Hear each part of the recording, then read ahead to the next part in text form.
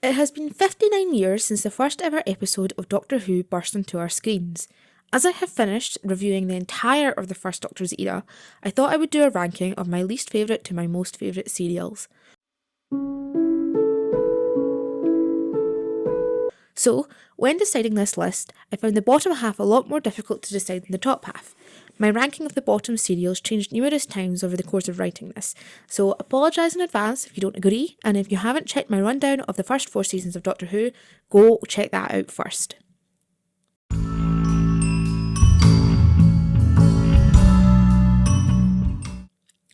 The Web Planet.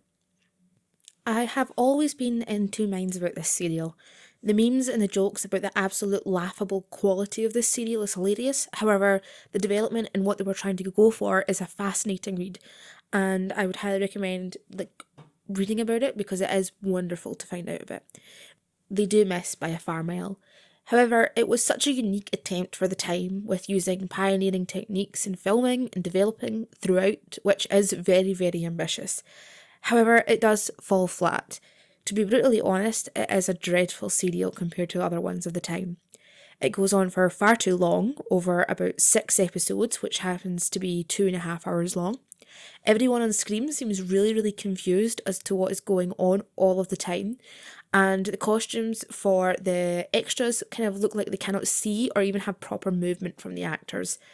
This leads to people kind of walking into props and cameras and just in general causing quite chaos. Even the 4 main characters seem very, very out of it, as if they were bored or just plain incredulous throughout.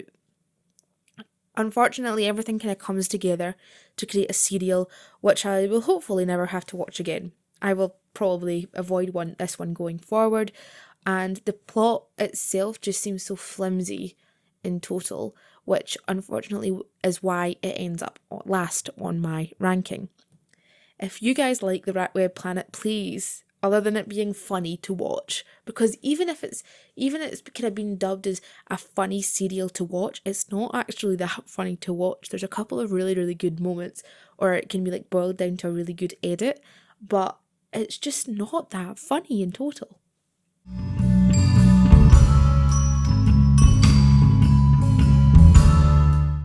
The Massacre. Going into the Massacre, I was completely blind. The only thing that I knew about it was the fact that William Hartnell played 2 different characters. However, after watching the first 4 episodes, I realised that it had a lot of things stacked against it to stop me properly enjoying it. First of all, I find that I struggle with audio reconstructions, and therefore I find myself struggling with a lot of the missing episodes. You will also find that quite a lot of my lower ranked episodes reflect this, unfortunately. As much as I wish it was not like this, it is. It does somewhat affect my enjoyment of serials, so going kind of as how I enjoyed it, this will definitely be the case. Also, the sole companion is Stephen, who by far is my least favourite companion of the First Doctor era. This meant that any time it was focusing on him, I just got really, really annoyed by his character. Then on top of that, I knew nothing about the historical context surrounding that serial, whereas a lot of historicals' main focus was to educate. The surrounding context was not explained well, and I had to Google who different historical figures were and the places were, because they just kind of threw names at you and it kind of expected you to know who they were and what their relation to other characters were, especially French royals of the time and the characters such as the Abbot of Amboise, who I had no idea, I knew that an abbot was something religious, but I had no idea how it connected to the French government or the French royalty, and obviously that was missing there. It made me get distracted, and I read the Wikipedia page of the events instead of actually enjoying the serial. It dragged a lot, the pacing wasn't very good, even though it was only 4 episodes long. However, I will say that the one saving grace of this episode was the breakdown of Stephen and the Doctor's relationship towards the end of it. The lack of compassion that the Doctor shows to humans throughout history under the guise of not getting involved annoys Stephen to the point he finally decides to leave until Dodo accidentally stumbles into the TARDIS.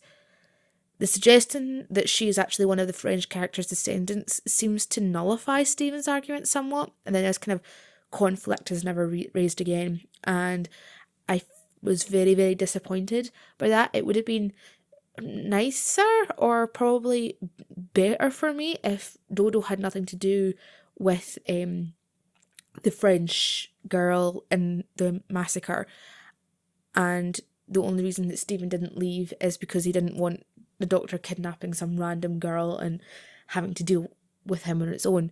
I think then bringing up that conflict again would have been quite interesting, and I'm almost hoping that the expanded universe picks up on that and expands on it and gives me some good stories where the conflict between the Doctor and Stephen is explored further. This in total kind of just adds to the reason why I feel like this serial is one of the serials that just completely misses for me. Anything that I would have enjoyed about it, they ended up backpedaling on, and in general, not for me, unfortunately.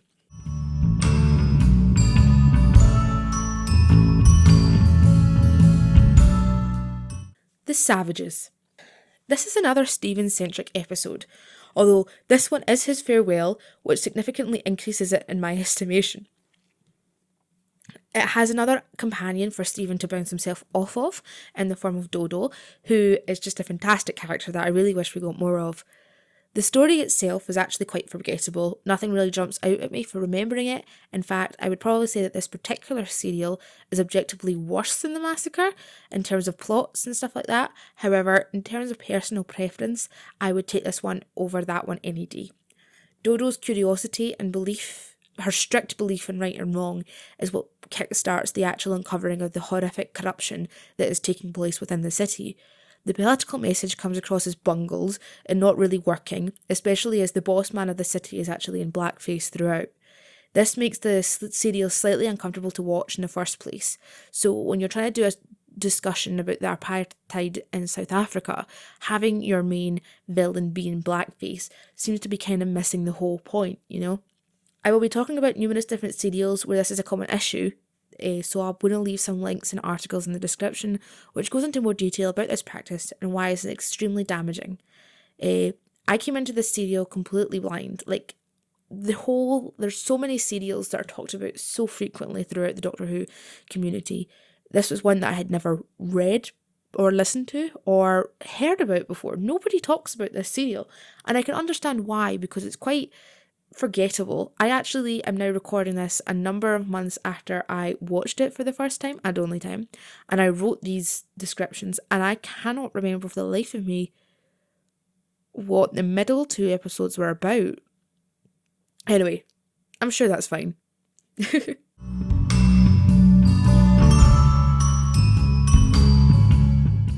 Reign of Terror. Again, this and The Massacre almost complement each other, both in subject matter and in my opinions. Both are missing episodes, both are set in France, and both are during a significant period in history. The only reason that I find this one better than the other one is the characters involved and the kind of fact that I know more about this period than the other period. The change in TARDIS team is very, very significant in my enjoyment of it all. The characters are far more impactful in the setting than Stephen was in The Massacre, because although they're not getting involved in history, they're still kind of getting affected by it in a way that Stephen really wasn't. Stephen just kind of joined up with a bunch of Huguenots, I believe, and then was just like, oh, I better not get caught. Whereas actually here, Barbara and Susan get locked up and almost like their heads cut off. The Doctor properly almost gets hit over the head. His whole thing is quite mad actually when you sit and watch it, and it's a lot more fast paced and mental in a way than The Massacre. By replacing the character of Stephen with a traditional group of Ian, Barbara and Susan, the characters become instantly more invested in and likeable. For some reason, Ian is bizarrely out of character, however, in terms of his politics. He says that essentially poor people are at fault for being angry at their situations, but luckily for everyone involved, Barbara quickly puts him in his place and explains exactly what's going on. Susan feels very removable in this serial. She isn't given anything to do other being ill and kind of letting the plot move around her. This ends up happening quite a lot with her. The concept of the character is so well described when it was setting up the show, and it really kind of never came to fruition. And the night writers never utilise her properly to the point that it brings the whole story down around her. The historical context is explained a lot better in this serial because Barbara, who is a history teacher, is fully explaining why it started and what is going to happen to the gang after they're separated by the Doctor. So there's almost a Doctor-esque figure there to describe what is happening. So with Ian does it with science and Barbara does it with history, which is why I think it really, really works as an original TARDIS team. The Napoleon cameo did feel slightly pointless, as we had the big names such as Robespierre. However, it was stupidly on the nose that it was so funny. And Barbara having to nudge Ian from stop getting super excited was really nice and quite a lovely insight into their relationship. Anyway, now the only person that I have not mentioned so far is our main man, the Doctor. He was really good in this serial, and basically the highlight of it, the kind of characterisation of the Doctor is my favourite that is kind of shown throughout this serial. After getting separated from the rest of the gang, he just kind of wanders around towards Paris, enjoying his day trips and causing problems for people on purpose. He fully just hits a man over the head with a shovel at one point, and then pretends to be a high-ranking officer, trying to cause the whole French Revolution to be as messy as physically possible. He's just so chaotic throughout it, and definitely the highlight of this one.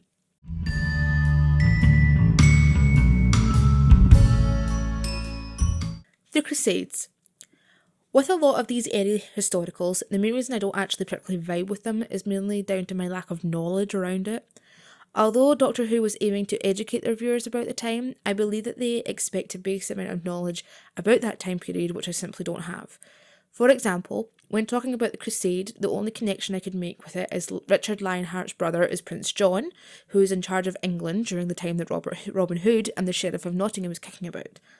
However, I did know that the invasion of the Holy Lands was a type of colonialism by the hands of Europeans in order to take lands from native Muslim and Jewish populations. Unfortunately, this has echoes of the English are in the right and these savage people who are fighting back are in the wrong, which is awful, god awful. And although it doesn't actually shy away from Richard's subsequent failure and the disasters that he brought upon his own country by taking part in the Crusades, it's not exactly harsh on him and kind of portrays him in a sympathetic light. Also, it has heavy use of brownface throughout, as the characters on the other side are from the Middle East.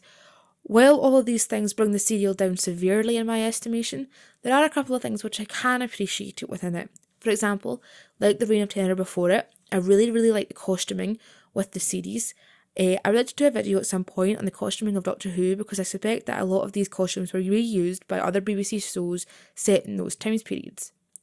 They are really, really good costumes and quite accurate as far as I can garner. And dressing Vicky up to be a young boy was also a stroke of genius because then she doesn't have to be dressed up like the princess and can be flexible in terms of the plot. I also quite like how Richard Lionheart is not entirely portrayed as a good guy compared to other portrayals of him as the noble king away from his country. He's quite vicious and quick to anger and willing to sell his sister, who he claims is his favourite person in the world, just to broker peace in a country that he himself invaded. It's a fascinating mix and could probably be analysed further, but that would require someone with far more knowledge of the time period and the politics around it than I.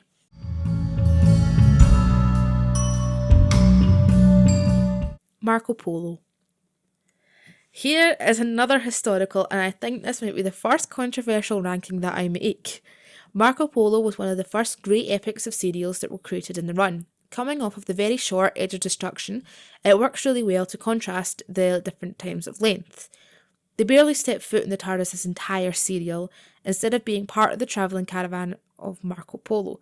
Due to the fact that they are constantly moving, each episode at the start feels slightly different. One episode is crossing a desert, one is in the icy hill peaks, through a town, etc, etc. However, as they get closer and closer to Marco Polo's destination, the plot shifts into the typical, oh, we will escape, get caught, escape, and get caught cycle. This gets very tired very easily, and unfortunately it just doesn't end up working for me. The light-hearted cruelty of Marco Polo when he stops the gang from leaving, or from even going back into the TARDIS, is quite interesting though, but it just doesn't make any sense for it to go back and forth so often. This constant repetition of the plot might work better with a visual element rather than audio, which is why I'm open to changing my opinion on this one. The costumes, setting and aesthetics of the serial is absolutely beautiful, and if this constantly changes the outlook of what is happening in the plot, then I can see it working well. Not brilliantly, albeit, but well. However, due to the way that BBC reduced their tapes, I can only go off of what I have, which is the audio with the narration included. Also, this was the first serial that was completely missing, and therefore the first one that I listened to. The shift in listening to the audio is far different from watching them, and I think that this has affected the way that I saw this story. Susan getting in a friend in Pinto was lovely, and their relationship and conversations were by far the highlight of this serial. There were some nice references, but the only other character that did not feel one-dimensional or like a caricature came in the form of Marco Polo himself. This is one which I would very much like to read the novelisation and to see how it changes my perspective of the story. The Smugglers. For some reason, when I keep talking about historical serials, I always kind of talk about how much I like them, but I seem to have rated them very, very lowly in this ranking. In actual fact, I think it was one of the combination of two things. The first is that a lot more of the historicals are missing compared to the sci-fi ones, so when I am listening to the serials, I'm not getting the same experience if I would be watching it. Secondly, I like the concept of historicals a lot more than the actual historicals. I like the idea of what they could be, forgetting that a lot of time it was just scheming and back and forths. This does get less in some serials compared to other, but on the whole I find them quite repetitive. This suffers from the same effects as Marco Polo, however to a lesser extent. The serial was particularly praised for its use of cinematography and its wide, beautiful shots of Dover, but because this was such a large part of people's enjoyments, I feel like I'm losing something when I don't get that, which is another reason why I feel like they just don't capture me. There are some really, really nice things to look out for in this serial, however, especially the relationship between Ben and Polly. Coming off the previous serial, it's very, very easy to forget that these two barely know each other, and they spend time figuring out how each other work and how to meld well as a team. It's a nice combination of companion, and it almost reaches the peak of Ian and Barbara's dynamic, although perhaps a lot earlier and a lot younger. I thought I was going to get more pirates though, which did disappoint me, so more pirates please, thank you.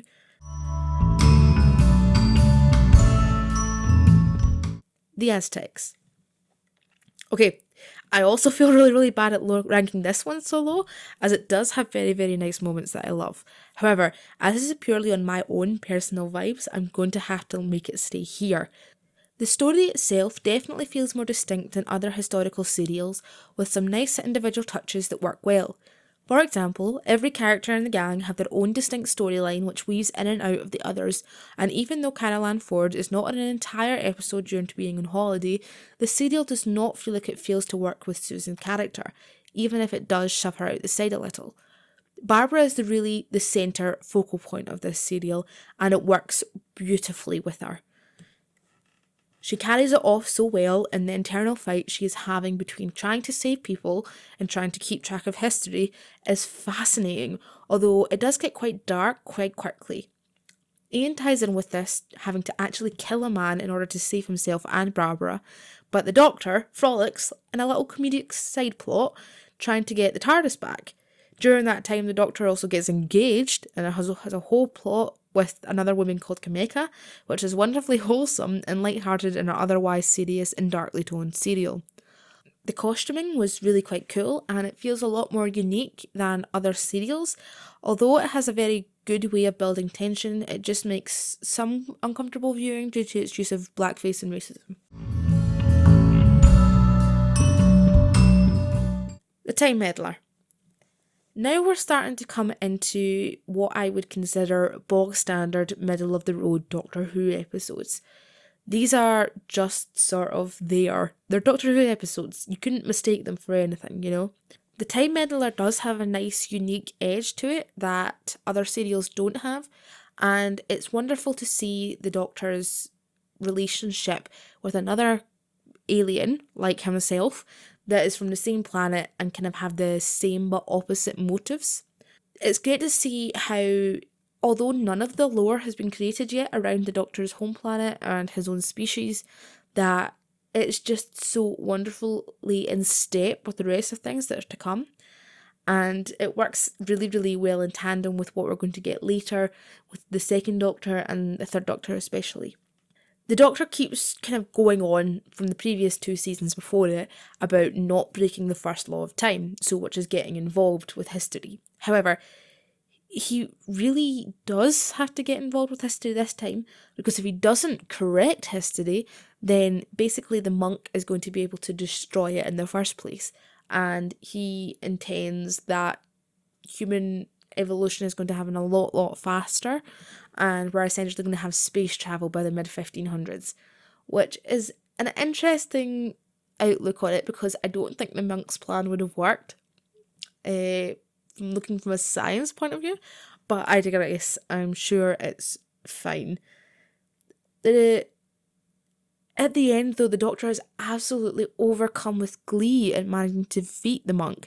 That is just absolutely hilarious to watch. All you have is this old man cackling and going mad because he managed to stop another one of his species from actually leaving, and it's just so funny. There is a couple of downsides, though, that doesn't put this up higher for me, and mainly it's Stephen. So Stephen joined in the previous episode, and just straight off the bat, I just don't like him at all. He's very, very rude to Vicky, especially, and the Doctor, despite the fact that he was the one that snuck into the TARDIS in the first place and kind of forced them to take him with him. And kind of, other than the interactions between the monk and the Doctor, the rest of the serial is quite boring. It's not really got anything much going for it. And yeah. Galaxy 4. Surprisingly, Stephen doesn't feel that annoying in this serial. There is some nice inversion of tropes, although it doesn't really seem like they're trying to criticise certain things that I don't particularly like the idea of criticising. Like, I think they're going, oh, look at these women. Can't believe women are, like, trying to do new things, like wear trousers and shoot guns, woo. But I actually can't decide if that's what they're trying to go with or it's something else completely different.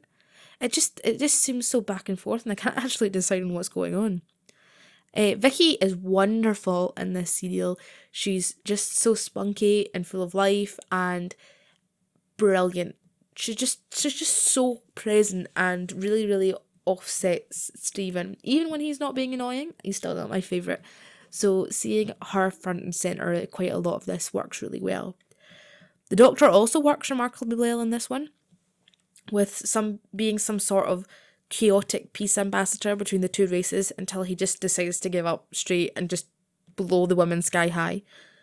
The animated version, which is the one I watched, does feel a little clunky, but it works well, and I think the colour is a nice addition, although I know probably a lot of people would disagree with me on that one.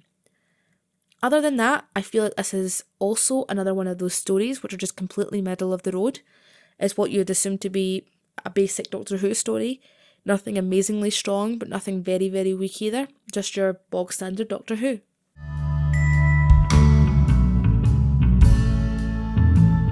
The Celestial Toymaker. This one had the fatal flaw of being built up in my head. I listened to all of the other appearances of the Toymaker on audio before I actually got round to watching this one, so was really, really surprised when I didn't really enjoy this one as much as I thought I would.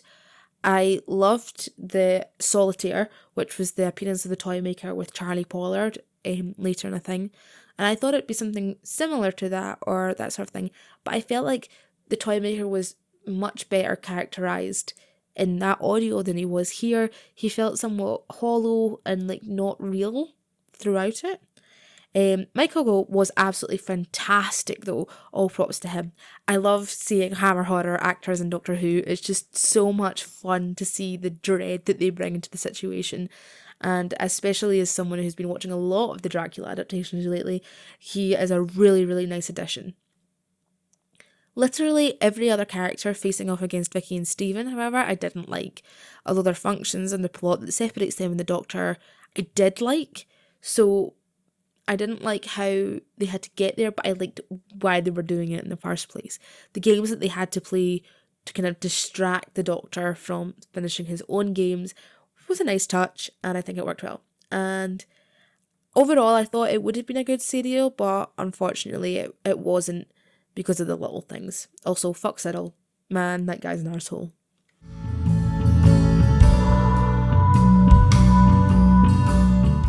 An Unearthly Child. This serial is very, very much a mixed bag, but the first episode alone is what got this serial ranked so high. The first episode, and then the last 3, are completely different, only linked by the fact that it's an introduction story to the concept of the show.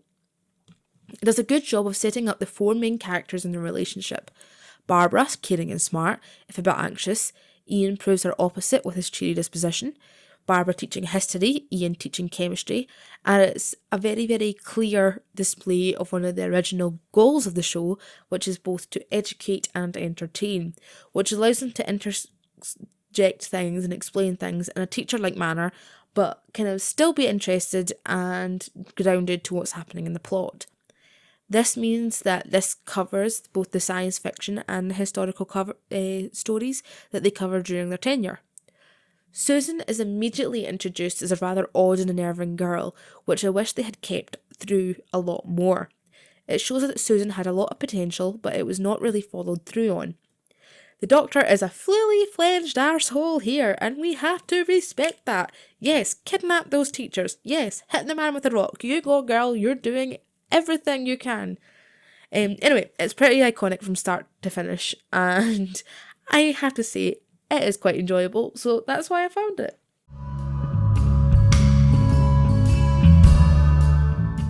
The Romans.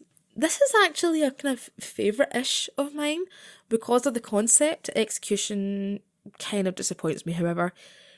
I love all the concepts that are there, but I don't like how they were portrayed. In particular, there's a whole section where the Emperor tries to assault Barbara, and it's entirely played for laughs, which I really, really hate. It pulls down the serial so much and it makes it not fun to rewatch. The 2 plots, however, intersecting and weaving together without actually fully interacting with each other is absolute genius. It's brilliant. Ian and Barbara experiencing the evil side of the Roman Empire with slavery, assault, forced fights to the death and trading people for enjoyment are moving in and out and in and out of each other's plot, only just missing the Doctor and Vicky, who are following a more comedy of errors plot, getting caught up in the politics of the time and balancing death threats and poisonings and the ravings of a madman. It is very nice to kind of watch how it wraps up. Basically, it ends with neither of the pairs knowing what happened to the other pair, and they kind of lying and saying it was just a relaxing trip, nothing to worry about, and all secretly glad to get into the TARDIS and fly away.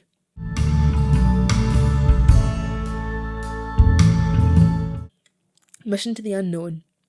A single 25-minute serial is really, really impactful, I think, for this particular thing, because it works as both a prologue to the epic that is the Daleks Master Plan, and it works well as a kind of sidestep in the Doctor Who universe to see what's going on with everybody else. It does well to show the Daleks as a more dangerous and reckoning force after the previous serial, The Chase, in which they really weren't that dangerous and they came across the Daleks in the Daleks' invasion of Earth. It is also a really nice addition of the various expansions to the universe as well, showing different players which are going to be featured later as a nice contrast to each other. Also, as this edition was junked, I watched the recreation by the university and it was fantastic. I would highly recommend going to watch that. They did an absolutely fantastic job. What I'll do is I'll link it in the description below. It's just, if you have a spare 25 minutes, just go and watch it. It's really, really short and it works as a really short and interesting look into classic Who without any Doctor, companion or TARDIS or anything, just the Daleks and the world outside the Doctor's existence.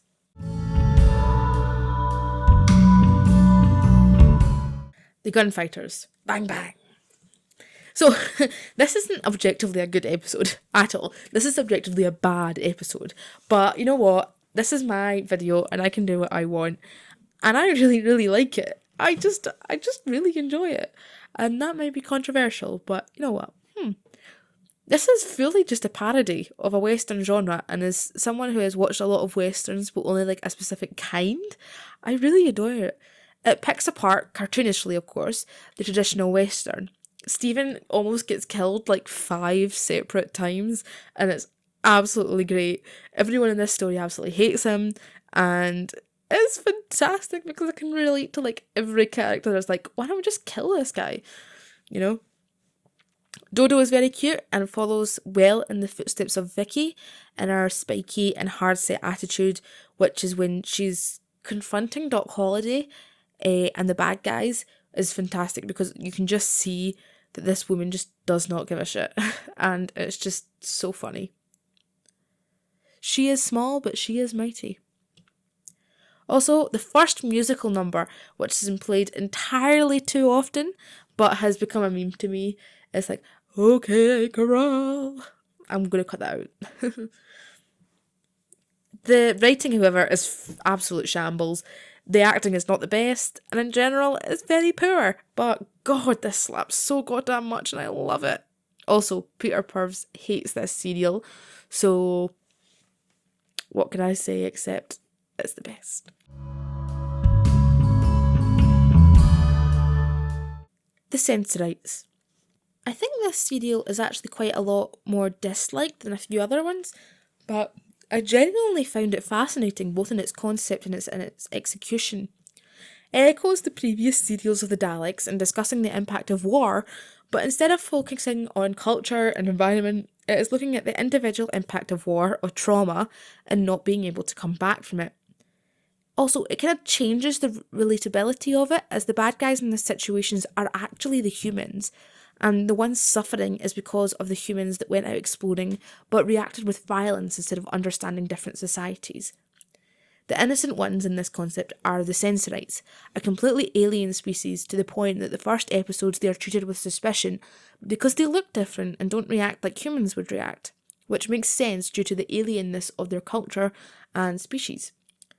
The lack of a role for Susan is something that quite often pulls down a serial in the first season. However, in this one, she is really given the kind of front and centre attention that she deserves. She's got a predisposition to being psychic, so as the Sensorites are a psychic-ish race, they choose Susan first to try and reason with them and kind of figure out what's going on.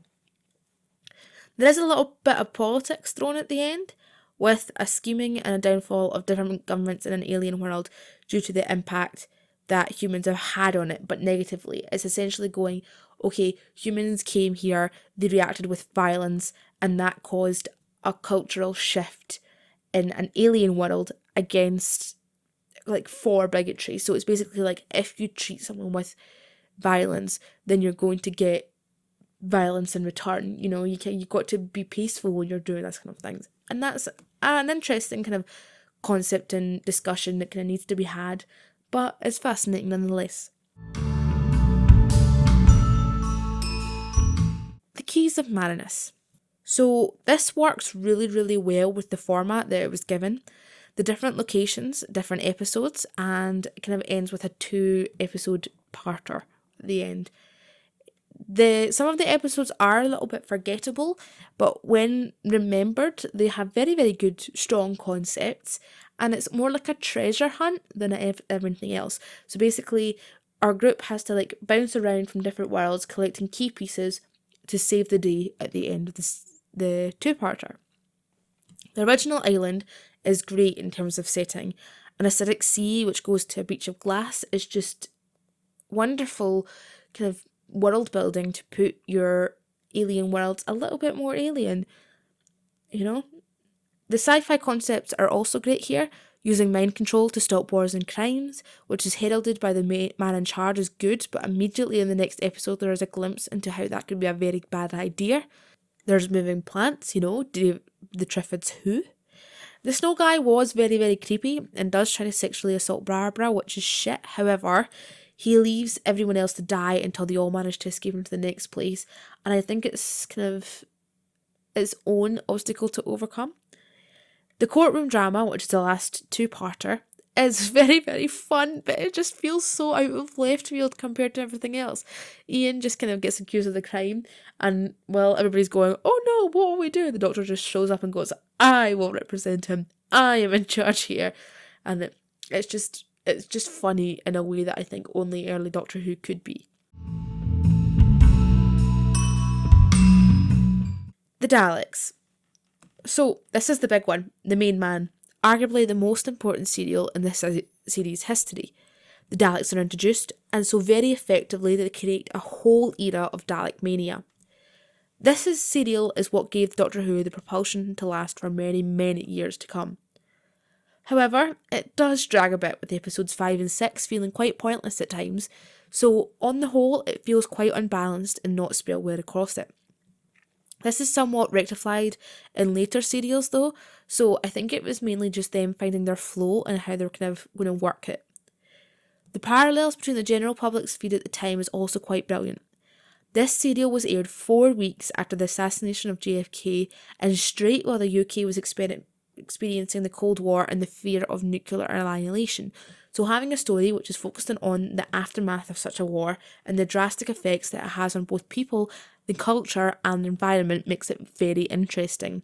Radiation sickness plays a big role in the first couple of episodes, which is great because it's one of those things that just terrifies me, radiation sickness, and see, that was one of my first exposures to it, was seeing it in Doctor Who, especially in the Peter Cushing films, which I used to watch religiously.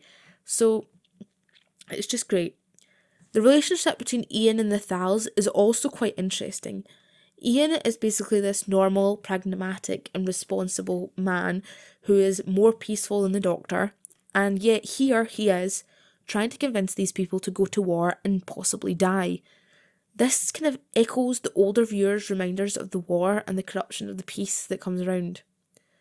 The maliciousness of the Doctor, by pulling this whole thing into place, by lying about needing more mercury, then causing them to be trapped until they get it back from the Daleks, kind of also shows how alien he is in the first couple of episodes. This does die down as his character develops in a couple of other serials, but I think this is when you can see how he's directly at fault for almost getting everyone killed in the first place, and you can't deny that. The contrast between the metallic and futuristic city of the Daleks versus the reliance on nature and the simple life of the Thals is also quite nice. It's got that weird technology versus nature thing, and yeah. Susan has quite a bit to do in the first couple of episodes, which I really, really like. Admittedly, it does work better in the film version with Peter Cushing, but I think that's just because Roberta Tovey is given more to do than really Susan was given to do in that serial. The Edge of Destruction. Susan with a knife. The TARDIS is alive and is actively trying to warn the Doctor with what it can. This is one of these early serials that portrays the TARDIS as a living creature that lives it as it's smart, it knows what it's doing, it's trying to communicate with the Doctor, and this is one of the parts of lore of the Doctor Who universe that I adore. I love the idea of the TARDIS being this remembered, realistic thing, and I think it just works really, really well.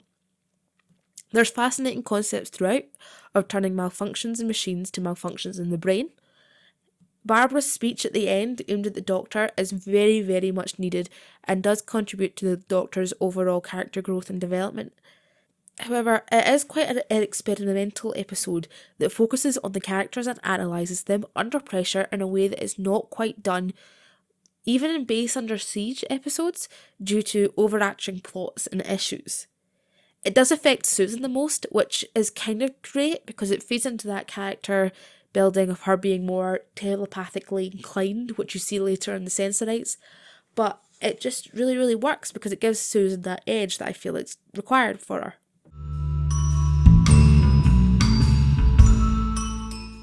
The 10th planet. Regenerations! The Doctor regenerates! This is really, really cool. And although the last episode's missing, you can see that that's kind of really required. The Doctor health deteriorating through this serial is heartbreaking, and you know what's coming. And the Cybermen are brilliant in this episode. You see the classic design? They're so menacing. You can actually see that they were real humans, and they just kind of cut them apart and just made them absolutely mad. Oh, I just think it's fantastic. Ben and Polly go to their future, so they go essentially 20 years into their own future, which is also quite scary, because imagine if you just went that short a journey into the future. It kind of reminds me of the episode in season 2 where they end up going to the London Olympics. And it's that slightly out of dateness, like you're slightly too old, so it's got that eerie undertone. And one of my favourite tropes in fiction is isolated polar areas and the base under siege beginnings. So seeing those both echoed throughout this serial is wonderful. You have these group of scientists that are in this base, and because they can't escape, because if they'd be going out into the polar ice caps, which is freezing, they're not going to survive out there, and that's why they're under this base under siege. The fear and the lack of emotion and the undercurrent of terror as it becomes clear that they want to take the humans with them after destroying Earth really sets the Cybermen apart for me in terms of their first appearances against the Daleks. So the first appearances of the Daleks were against the Thals, which were human-like but not quite human. Whereas the Cybermen just come out here swinging. They're like, yep, we're going to destroy Earth, and then we're going to take you with us and turn you into machines. And, it's terrifying. Although the Doctor is clearly suffering greatly in this serial, he really, really brings it home, and his performance is very well done. Having Ben in the role of the typical male companion really stands out for me in this episode, however, and after watching a lot of these serials, I'm really, really glad we got a team like Ben and Polly that work well together and actually seem to like each other, compared to, like, Stephen, which I didn't actually feel convinced liked Dodo or Vicky at all, but they're just really, really sweet on each other, and I think that's really nice.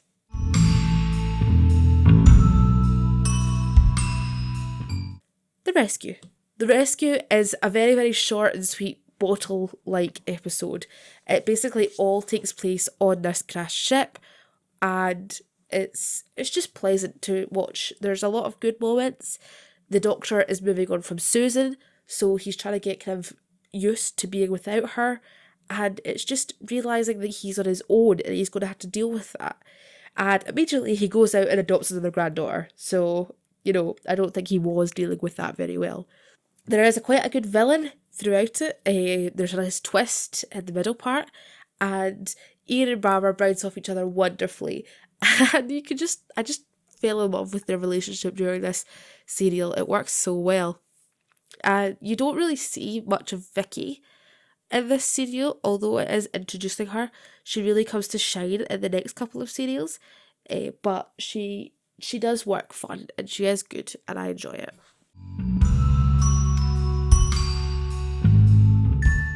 The Chase. London 1965. I really, really like the different jumping throughout the different places in such a quick succession. However, it doesn't really add much to the plot. It's just nice and there for kind of laughs almost.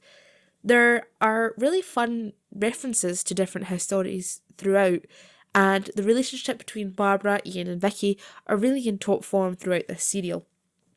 Stephen seems really, really nice in this episode, which unfortunately is the strongest that you'll ever get throughout this series. He becomes across as slightly traumatic and traumatised by what's going on to him, and kind of confused and befuddled, and it leads him to him almost dying just so that he can go and get a toy that has managed to keep him sane throughout the years that he's been trapped. And his character could have been so interesting, and especially when kind of reflect it to the end of the massacre, that trauma could be kind of more developed and more thought through, and that the fact that the Doctor keeps saying, oh, I'm not getting involved with history, the Doctor probably wouldn't have saved Stephen if he hadn't just snuck into it, and it's just interesting, and it would have been an interesting relationship between the Doctor and Stephen because of that. However, he does just kind of stumble in and the Doctor goes, okay, guess we've got him now. I am, in total, quite sad to see Ian and Barbara grow. Their happiness radiates through the episode when they arrive back in their own time, and it's just cute. You can just see them loving and kind of having that happy ever after that they wanted by going home.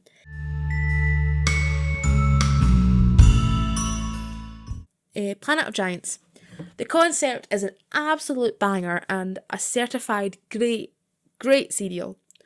It's very, very political, and I don't think many people realise that. Well, obviously it kind of talks about pesticides, and the whole point is pesticide.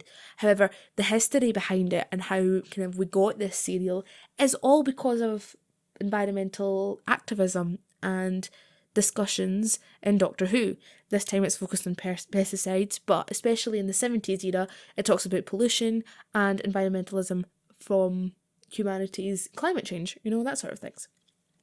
The visual effects for the 60s are fascinating, especially towards the end.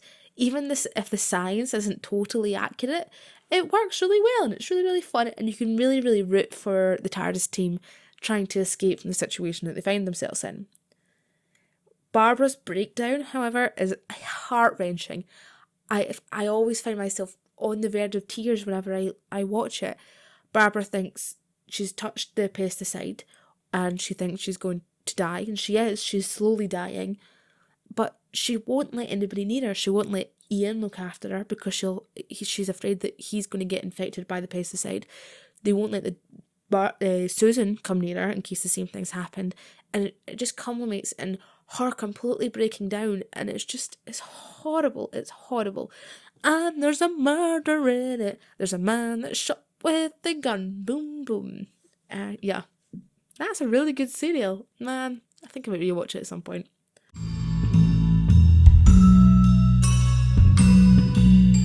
The Dalek invasion of Earth. Absolute classic. The Daleks are invading Earth. Who doesn't love the Daleks invading Earth? The side characters feel really, really real and kind of down to earth more than previous side characters, and the world did feel very lived in compared to other situations and worlds. The gang takes a somewhat passive role throughout this story, and it's not until right at the end until they actually do contribute. The world and how humans would react to that scenario and the kind of rebellion and the underground relationships and all that kind of things feels so real. Like, I can imagine humanity persevering even in the darkest of dullest of situations. There was some nice world building, like how the Daleks didn't just invade, they sent a plague first, and whoever survived the plague were just subjugated by the Daleks. And it adds a real edge to the metaphor of the Daleks being Nazis that I think was still in living memory of when they tried to, when they invaded Europe and they tried to invade the rest of the world. They use real landmarks throughout in filming, and it also helps ground the story in a way that wasn't really there before or has never really been done. This was done again in another serial, The War Machines, where a brand new post office tower was used, and it helps situate the story in a much better way than I think had been done before, if that makes sense. Susan's farewell. Talk about iconic scenes in Doctor Who history. That has got to be one of the best speeches of Doctor Who ever. The first Doctor's just really just heartbreaking, watching Susan get left with David, and it's just so iconic, and it works so well, and you can really see everybody's sadness. Man, it's such good. But just leaving her with David is a bit weird, though. I'm not going to lie. That is a bit weird. They've literally just known each other. They've kissed once. Like, come on, Doctor, what are you doing? This space museum. So I don't actually have too much to say about this. I just really, really enjoyed it. There is wonderful concepts, sci-fi concepts especially, in this serial, with playing about with how time works and how time loops work. There's some especially highlights from Vicky. She just randomly blows things up and starts a rebellion just on her own because she felt like it, which is absolutely iconic. Who couldn't love that? And Ian and Barbara are in peak form here. They run about together, they just cause chaos, and I love it. The Doctor especially is caught and he's interrogated, and he just confuses everybody he comes across, and it's just so funny. He's just a little gremlin. He's a gremlin man. Who couldn't love that kind of characterization of the Doctor? He just goes hee hee hee and moves on with his life, and it's great. The setting of the Space Museum links to a lot of the future things that I really, really like in Doctor Who universe. For example, the Braxiatel collection, which is something that I will mention later, especially when it comes to after the 7th Doctor era. So there is quite a way to go before I get there, but I promise you that is my favourite era of Doctor Who is the Bernie Summerfield era, and I cannot wait to start making videos about it. And this seal reminded me of it because it's a similar kind of concept, a museum in space.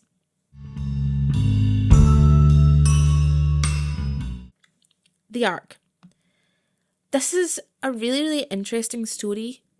I kind of want to do a whole thing dedicated to it, or dedicated to the politics of this kind of era, because I feel like the Ark exemplarily shows that.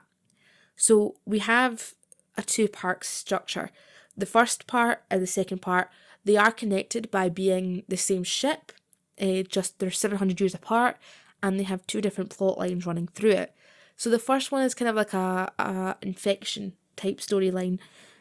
Dodo accidentally brings a cold onto a ship, and it ends up killing a whole bunch of people because they have never seen the cold before, and that sort of thing. And then the second half is a uprising from the slaves uprise and become the masters, and then kind of they have to end up living in peace together as equals at the end.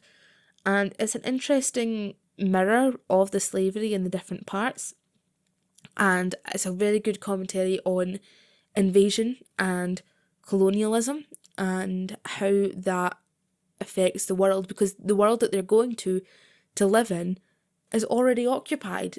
There's people living there, and then these people just going, well, oh, we're going to have it now, which doesn't work. And it's just an interesting commentary on that. Dodo is absolutely wonderful in this, though. I think she really deserved more. She deserved a better time to shine, and really I think she could have done a lot more rather than what she was given. The Mythmakers. Boom. This is it. My highest ranked, completely missing serial, and before I listened to this one, I really thought the audio was just not for me. However, this single serial, made me change my mind on that completely. It also has probably really helped that the week before I listened to this, I read Troy by Stephen Fry, so when I listened to it, I was well aware of the surrounding conflicts, and I completely understood the references and links throughout. This made the experience, I think, a lot more enjoyable, and something that I was definitely missing from serials such as The Massacre or The Reign of Terror.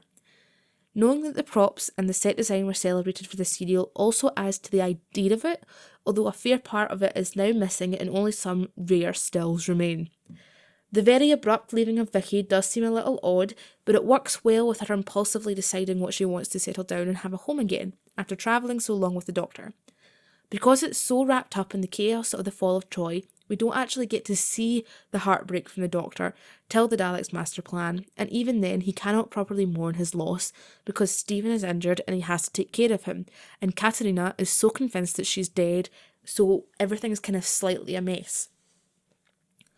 Other than that, it's a very, very good and fun serial which starts out somewhat of a joke and then quickly dissolves into something truly tense and nerve-wracking. The way it almost snaps into a serious threat to everyone's life is fantastic because the key characters have to adjust to being part of history. The Doctor directly does the opposite of his normal restricted approach, with him actually being the one to come up with the idea of a wooden horse, making him in particular the charge of the fall of Troy, as Vicky and Stephen are trapped inside the city walls. The dynamics between the companions, in particularly Vicky and Stephen, making Stephen relatively bearable throughout, is a perfect tie together. You can almost guarantee that if Stephen had not been injured so badly at the end, he would have refused to leave Troy without her, therefore ending with the Doctor becoming befuddled among the chaos. Stephen injured and Katarina thinking she is dead shows they how possibly could have left her. Anyway, go listen to this story, as I think it's one of the peak of the First Doctor's eras, and it's a perfect example how they can really, really work a historical, and it works even when the story itself is missing. The War Machines. In my Season 3 retrospective video, I got somewhat carried away by discussing the early sci-fi concept of artificial intelligence in the serial instead of actually talking about the episode itself, which I will try to do here, but that is truly why I like this story so much. The pioneering concepts used in this serial are fantastic for seeing how much computer and intelligence fears are hardly a new thing, and the reason that they are truly feared has not changed much. This is far less of a alien taking over a computer to invade sort of thing, and far more a humans built this device and now it is causing chaos. These stories I do not enjoy that much, as often I find them a bit stale or not really doing much different, but seeing an early example of this is absolutely fascinating. Anyway, this is the last episode featuring Dodo, and her exit is my least favourite thing about this. In fact, I really don't like how she was handled at all. She just appeared off screen with a hand wave and not even getting a proper goodbye from the Doctor before he moves on. It reminds me of a speech with Stephen at the end of the Massacre when he accuses the Doctor of being apathetic, and it rings true here. He has seen friends die and leave, but he seems to be more affected by Stephen leaving than Dodo. It is very odd. However, one of my favourite duos enter in this serial, so it sort of makes up for it. Ben and Polly are very similar in framework to Ian and Barbara, and they are there to fill the same sort of roles.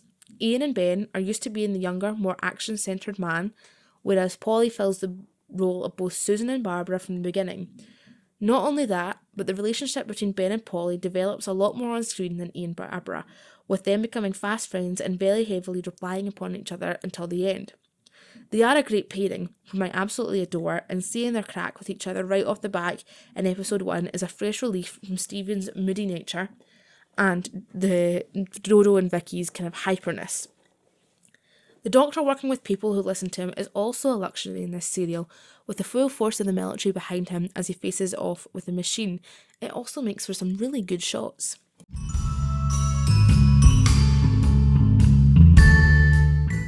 The Daleks Master Plan.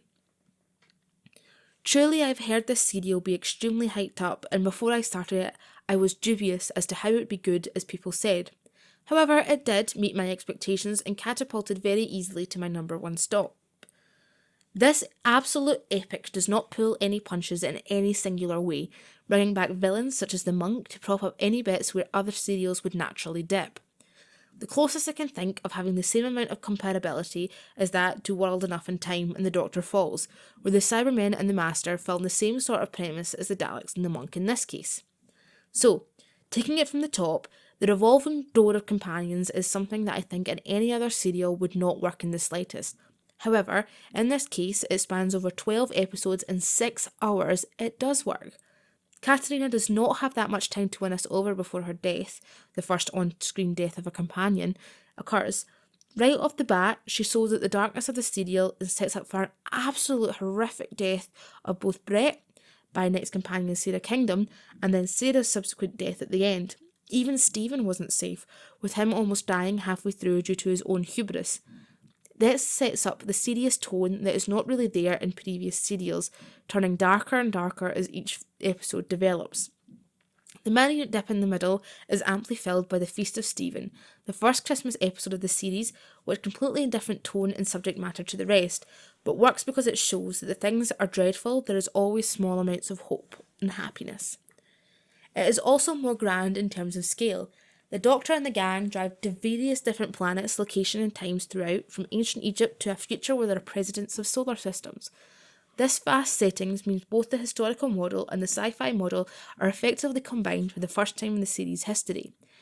Katarina is sadly not in the story that much at all, with her only really being around for a grand total of 3 episodes before she dies. However, due to the introduction of her to the TARDIS while Troy was falling, she already believed she was dead, which allowed an interesting apathy to the world around her until she realised right at the end that she could save someone else.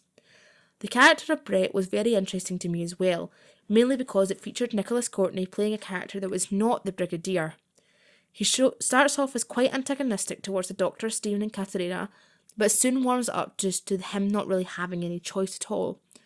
The Doctor is one way of warning the galaxy of the incoming invasion, and that after Katarina is killed, they finally get to Earth to warn people, only to find the corrupt government has sent his own cousin to stop him. So, when Sarah kills Brett, she takes his position in the team, being an enemy at first, but soon being pulled into the TARDIS team once she realises the truth. Of course, her getting involved in this way results in her horrific death at the end, her ageing rapidly and being apart by the Daleks machine.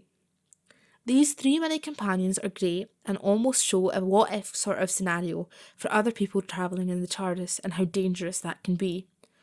Honestly though, this serial isn't perfect, but it's damn close for classic sci-fi. Anyway, thank you for bearing with me till the end of my ranking. What do you think? Do any of you agree? Do any of you disagree? What's your personal opinions on the episodes that I've ranked? Let me know down in the comments, and if you really enjoyed this, please give it a like and consider subscribing. Thank you, bye bye.